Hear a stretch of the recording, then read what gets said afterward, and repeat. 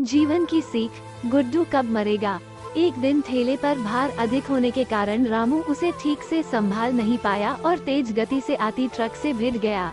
अगले ही पल उसकी मौत हो गई और उसके पीछे रह गई उसकी पत्नी जानकी और दो छोटे छोटे बच्चे गुड्डी और गुड्डू। एक तरफ रामू का अंतिम संस्कार किया जा रहा था और दूसरी तरफ उसके बच्चे बिलख रहे थे। नहीं इसलिए नहीं कि पापा मर गए थे, वे तो भूख से बिलख रहे थे। उन्होंने कई दिनों से पेट भर खाना नहीं खाया था और आज तो मुंह में एक निवाला भी नहीं गया था, सो भूख से रोए जा रहे थे। माँ माँ कुछ खाने को दो ना, माँ बड़ी भूख लगी है, माँ कुछ दो ना। कोई पत्थर दिल भी इस दृश्य को देखकर पसीज जाता। पड़ोसियों को भी दया आ गई, अगल बगल से खाना आ गया। बड़े दिनों बाद आज गुड्डी और गुड्डू पेट भर के खाना खा रहे थे। अजीब विरोधाभास था, एक तरफ लोग रामू की मौत पर दुख व्यक्त कर रहे थे, वहीं दूसरी तरफ उसके अपने बच्चे बड़े चाव से भोजन कर रहे थे। जानकी ने अगले कुछ दिन इसी तरह से उधार लेकर और इधर उधर से मांगकर अपना और बच्चों का पेट पाला, लेकिन ये कब तक चलता। लोगों ने मदद करना बंद कर दी। जानकी पागलों की तरह काम खोजने लगी, लेकिन तमाम कोशिशों के बावजूद भी किसी ने उसे काम नहीं दिया।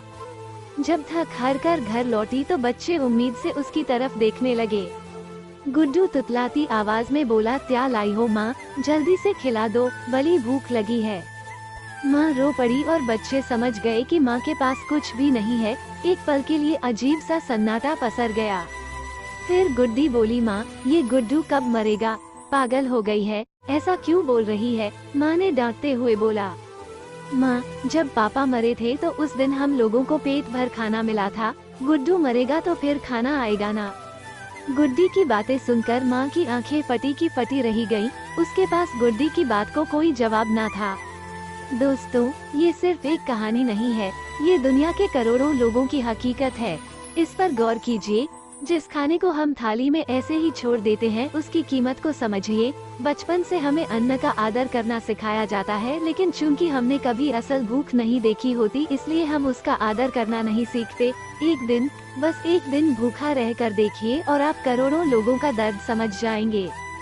चलिए हम प्रण करें कि हम कभी भी अन्न का अपमान नहीं करेंगे, हम कभी भी खाना बर्बाद नहीं करेंगे, हम कभी भी होटल जाकर दो लोगों के बीच चार लोगों का खाना नहीं मंगाएंगे। चलिए अन्न को बचाएं और उसे ऐसे लोगों तक पहुंचाने का प्रयास करें जिन्हें इनकी सचमुच जरूरत है। हम लोग अपने घर में कितना ही खाना बर्बाद कर देते हैं और शादी ब्याह में तो कोई सीमा ही नहीं है, लेकिन अगर हम यही अन्न बचाकर किसी गरीब को खिलाएं तो उसकी दुआएं हमें जरूर मिलती हैं। इसलिए हमें अपने भोजन का सम्मान करना चाहिए, क्योंकि इस रोटी के पीछे चाहे इंसान हो, चाहे जानवर हो, चाहे कीट पतंगा हो, सभी इस पेट की खातिर इस दुनिया में जी रहे हैं। अगर भोजन ही हमें ना मिले तो हमारा जीना नामुमकिन है। इसलिए उन गरीबों का सम्मान करें जो दो वक्त की रोटी के लिए अपना घर बार छोड़कर मेहनत मजदूरी करके तब जाकर उनके घर में चूल्हा जलता है।